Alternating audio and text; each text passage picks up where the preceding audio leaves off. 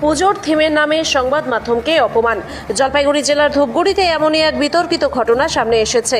সূত্রের খবর অনুযায়ী ধূপগুড়ির বিধান সংঘ নামের একটি পুজো কমিটি তাদের এবারের থিমে এক মহিলা সাংবাদিককে নাইট ড্রেস পরিহিত অবস্থায় উপস্থাপন করেছে।